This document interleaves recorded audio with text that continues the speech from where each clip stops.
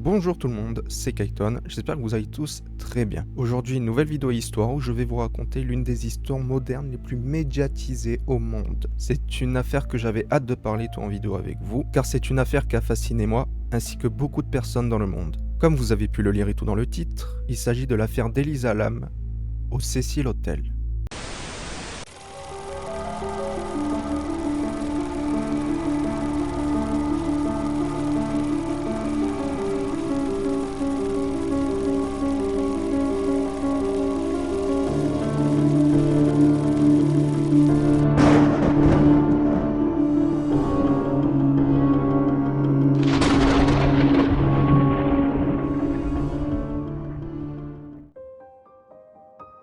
Construit en 1927, le Cecil Hotel devait incarner le luxe à petit prix. Mais son emplacement au cœur de Squid Row, quartier rongé par la drogue et la misère, l'a très vite condamné à une lente descente aux enfers. Suicide, overdose, meurtre non résolu, entre les années 30 et 90, au moins 16 morts officielles sont enregistrées. Parmi elles, une femme qui saute du 9e étage et tue un passant. Une autre retrouvée violée et battue à mort dans sa chambre. Le Cecil n'accueille pas forcément la mort, il abrite aussi des tueurs, plus précisément des tueurs en série, comme ça a été le cas avec Richard Ramirez, le tristement célèbre Night Stalker, qui lui y logeait en 1985. Mais aussi Jack Unterweger, un tueur autrichien qui lui étrangle 3 prostituées en 1991. Maintenant, intéressons-nous à la personne qui nous intéresse le plus dans cette histoire, Elisa Lam. Elisa Lam est une étudiante canadienne brillante mais fragile. Diagnostiquée bipolaire, elle suit un traitement médicamenteux lourd. Sur un site nommé Tumblr, elle publie ses pensées sombres, ses questionnements existentiels ainsi que son combat contre la dépression. C'est en janvier 2013 qu'elle part seule en Californie, un petit road trip pour pouvoir enfin se retrouver. Ainsi, elle arrive au Cecil Hotel le 28 janvier 2013. Malheureusement, rapidement, les choses dérapent. Elle agit bizarrement avec ses colocataires de chambre, on la déplace, parle seule, semble effrayée, mais absolument rien ne prépare à ce qui va suivre.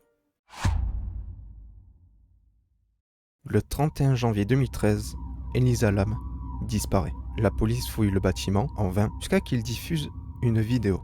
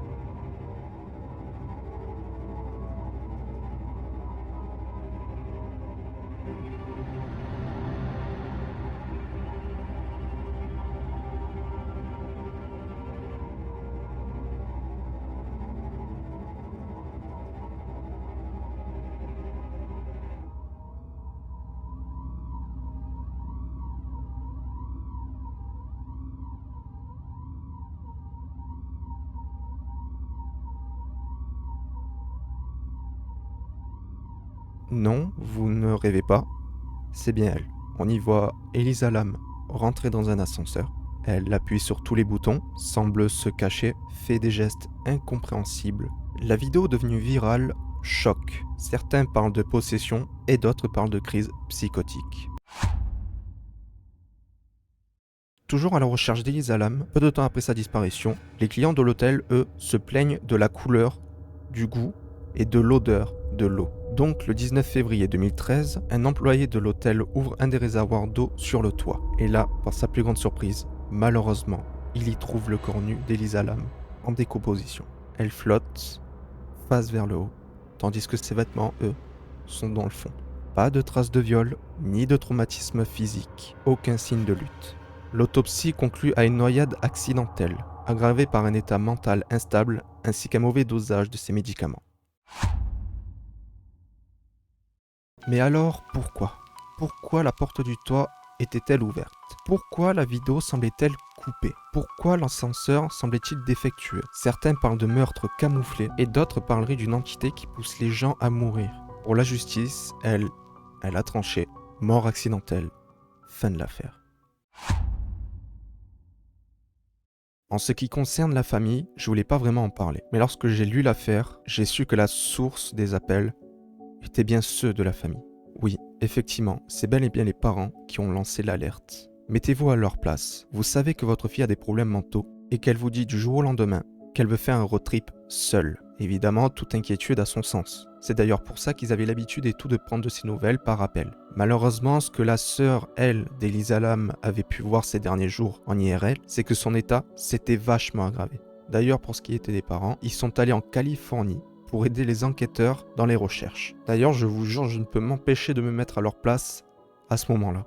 Évidemment, d'ailleurs, vous l'auriez deviné, tous les appels ainsi que messages ont été privés par la famille, ce qui est complètement logique. Par ailleurs, aucun signal de la famille depuis 2015. Mais une affaire peut-elle vraiment mourir quand des millions de gens continuent encore de la disséquer ? Malgré elle, Elisa Lam est devenue une icône du mystère moderne. Le reflet de notre peur, de notre solitude, ainsi que de notre fascination morbide. Quant au Cécile, lui, il est toujours là, rebaptisé, repeint, déguisé, mais ses murs, eux, n'ont rien oublié. Voilà, j'espère que cette histoire vous aura intéressé. Je voulais vraiment vous parler de toute cette histoire, car c'est une histoire qui est mondialement connue malgré elle, mais qui est surtout devenue connue par rapport à cette fameuse vidéo de l'ascenseur. Il y a carrément eu et tout un documentaire sur cette affaire. Moi à l'époque je me souviens de ne pas avoir été terrifié, mais surtout d'avoir été très intrigué par l'affaire ainsi que la vidéo. Donc c'est pour ça que je devais vous donner ma vision de l'histoire. Bref, en tout cas nous on se dit à la prochaine pour une nouvelle vidéo. D'ici là, portez-vous bien et à la prochaine.